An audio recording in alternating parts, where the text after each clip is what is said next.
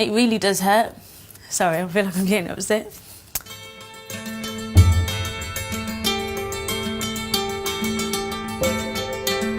Recently, my daughter and I boarded a train from London to Birmingham, and we sat down in the first class carriage, and a lady came up to us and said, "You do realise you won't be able to travel in this carriage?" I kind of knew where it was going, but I still asked why, and she said, "Well, you need a first class ticket to travel in this carriage."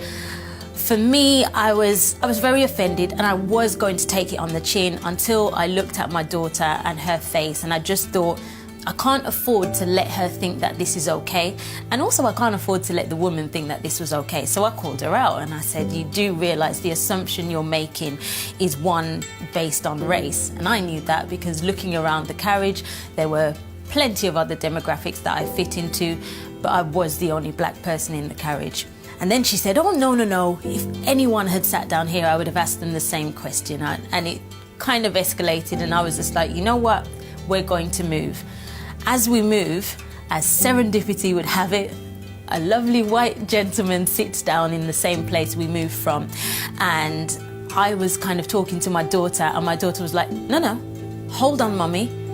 And then she looks at the lady and she says, "Well, aren't you going to ask him for his credentials?" And usually I would tell my daughter off for being cheeky to an older person, but I didn't feel that way. I felt that she was doing what she should be doing, which is calling out racism. I feel it's very important, and I was very, very proud of her. I met a new friend, and it happened to be a little white girl, and I remember she invited me round to her house, and we played for a little while. But I remember her mum called her away for a short period, and I was left alone in her room. She was out for quite a while, so I walked towards the door and I opened the door slightly, and I could hear a little bit of a bickering, like a little bit of an argument. Little kid arguing with her mum, it's normal. Well, that's what I thought, until I could hear what was being said. And her mum was saying she can't stay here for much longer. She can't stay here for too long. She has to be out at this time because you know your dad doesn't like those people. Your dad doesn't like Africans. And I remember just freezing and stepping back. I don't want to obviously be discovered eavesdropping, but that feeling of not being welcome, that feeling of not being accepted as myself in the country of my birth, it really shook me, and it stayed with me. Not enough obviously to stop me from making new friends of all races and identities and welcoming people into my own home, but it stayed with me, and it scares me now that we're in an age where children even aren't being made to feel welcome in the United Kingdom. My family and I were on the M25 driving home from a family party in Surrey in the car. It was a hot day, the windows were open, we happened to all be wearing saris and Indian outfits, so it was particularly hot for us. However, a group of young boys in a car next to us in the fast lane slowed down in order to shout "chicken tikka masala" out of the window.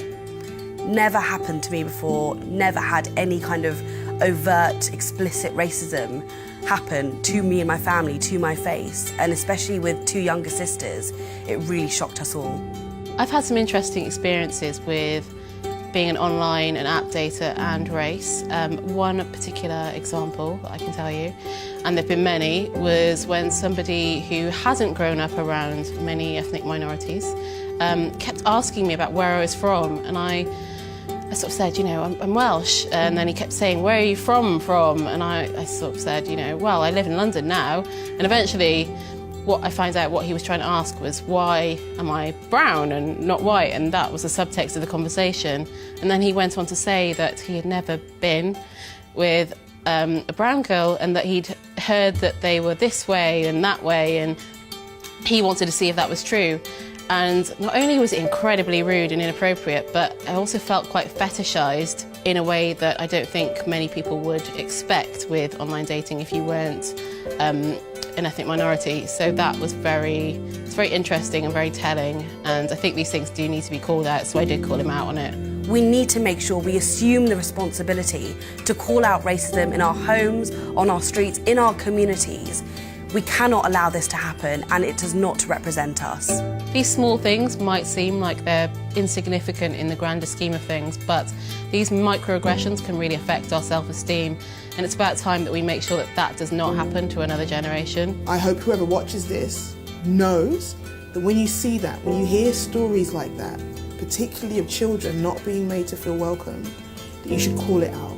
I've been in tears so many times. I've had my children in tears so many times, and it's because we keep quiet. And I don't think it's fair that anyone feels the way that I do, the way that my daughters do, the way that my friends do. We don't want racism to exist. We don't want to be fighting these battles. We just want a harmonious environment to raise our children, to exist, and to just to be happy. We just want the same thing everybody wants, I think, and I think it's very important to have these conversations and to have it out and to be brave enough to bring the conversations to the table.